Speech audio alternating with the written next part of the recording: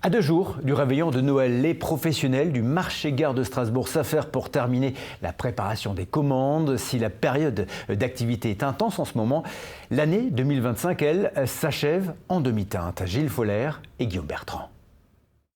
Ce sont les derniers cartons à préparer avant Noël, avec à l'intérieur tous les immanquables des tables de fête. Ces chapons de la Bresse, les truffes d'hiver, mélanosporum et du foie gras. Depuis début décembre, le travail ne manque pas chez ce grossiste. Ses clients sont surtout des restaurants de la région. C'est un mois qui compte double.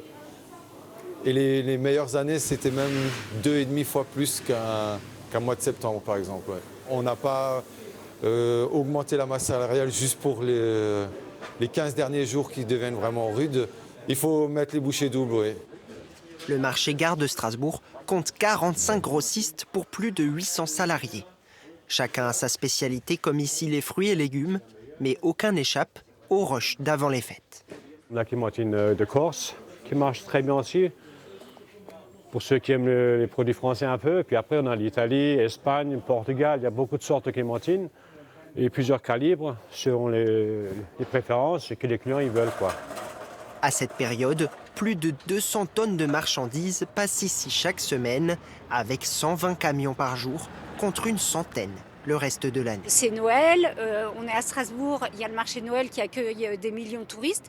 Il faut bien les nourrir. Ici, c'est le garde-manger de Strasbourg, donc il y a plus de gens à nourrir.